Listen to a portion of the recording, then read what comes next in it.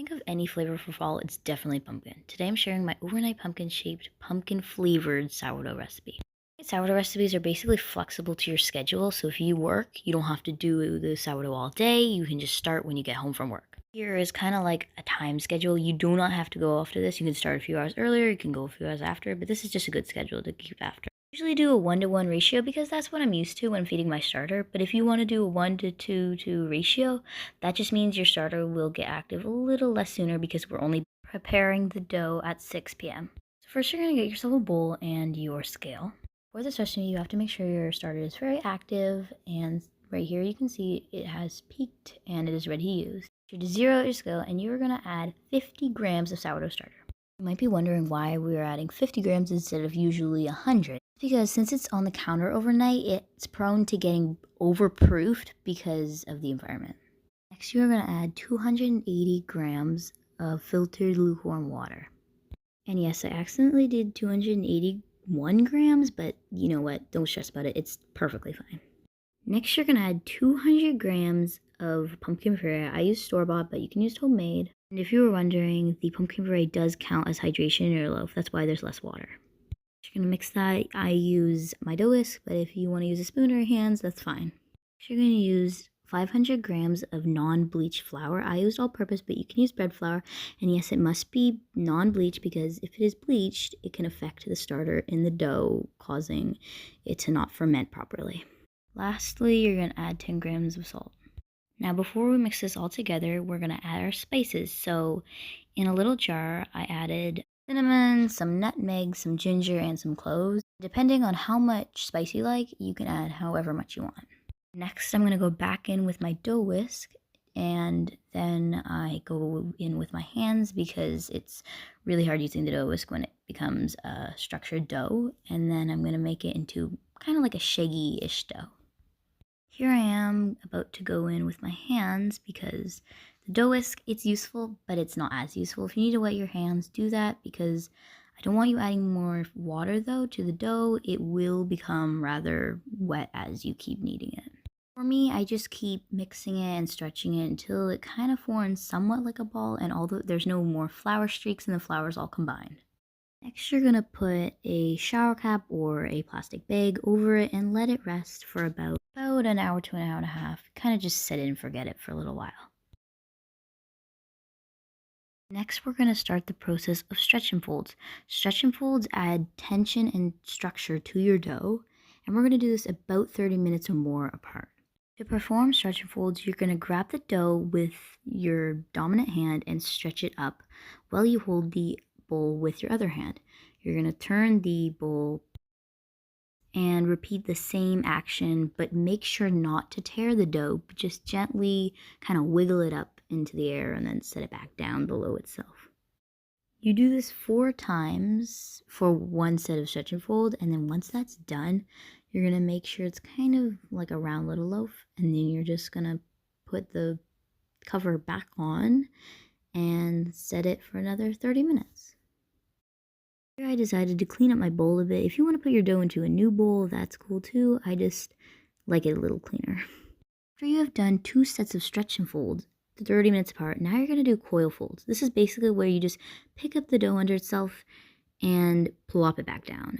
And then you do 2 sets of that 30 minutes apart. You don't have to do coil folds, but I kind of like them and they're kind of satisfying, so I kind of recommend doing them, or at least trying them and see if you like it.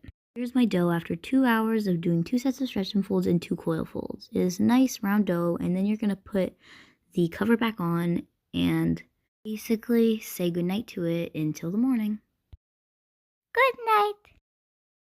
My dough in the morning, and it has definitely doubled in size on my counter, and you can see the photo of when it wasn't, and now it's definitely doubled in size. Just in case it isn't ready, which it obviously is, but we're just going to do a few tests. So first of all, there's a lot of bubbles on the side. When you shake it, it jiggles, and when you poke it, it doesn't stick to your finger.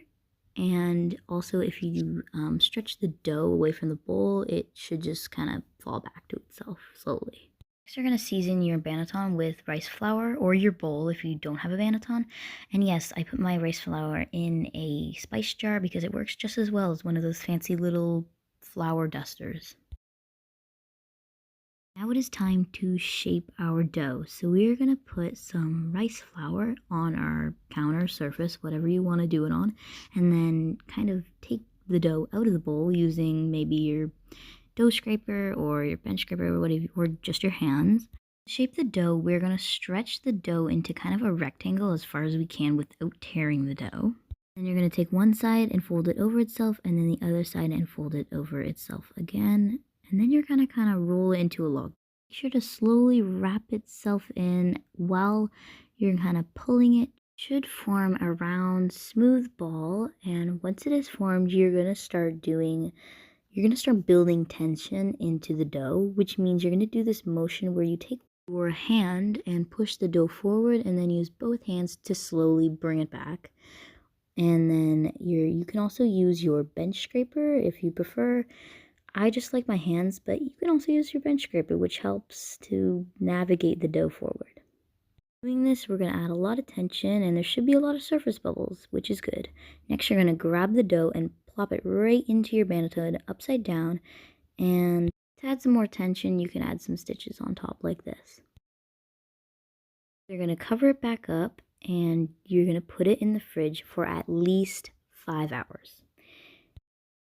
When you're ready to bake your dough, you're going to measure out 4 25-inch strands of butcher's twine. With a little bit of olive oil, you're going to cover those strands of butcher's twine directly in the oil. Next, you're going to lightly sprinkle them with some rice flour. Oil is to help the flour to stick to the butcher's twine so that when we go to bake the loaf, it doesn't stick to the loaf when we try to take them off again. You're going to take some parchment paper. Mine is pretty scrunched up because I used it previously with another loaf. Then you're going to put the strands of butcher's twine on the corners and the sides. Here is my loaf that I accidentally left in for 2 days, but that's okay because it definitely got a good rise in the fridge when it was fermenting on the cold ferment, so this will work perfectly. Next, you're going to turn over the banneton and flip the dough onto the strands of butcher's twine. Make sure to put a lot of rice flour on top too. We don't want any sticking. So you're going to grab each strand of butcher's twine to the top, and please, I cannot stress this out enough, take each one at a time. It will just make it so much easier so when you go to tie the top, it stays together. You can then cut the top off so there's just a little nub of string on the top. And yes, you're going to put more rice flour because then again, this will help the scoring to pop and to look good. If you have a bread lamb, this will really help, but if you have a sharp knife, you can do that too. You're just going to make a scoring design. I kind of just went down kind of like a pumpkin, like just do like little lines basically on each side. For this loaf, we don't actually make an expansion score, but it turns out fine for me, so let me know if it went okay for you too.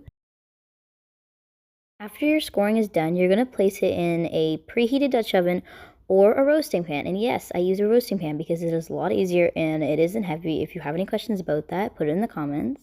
Time to bake it. You're going to put it in the oven at 450 degrees for 30 minutes covered with the lid on. And then you're going to take it off and let it crisp up for about 20 minutes in the oven. As soon as it is done, please take the parchment paper off. It will really help it cool down faster.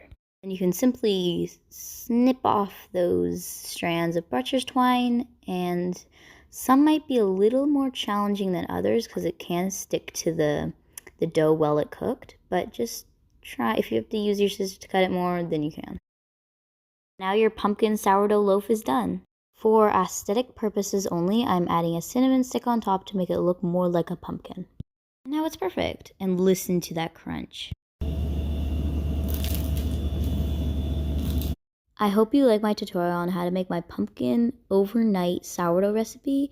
It's really useful for anyone who has a tight schedule and they can't find time during the day to make sourdough.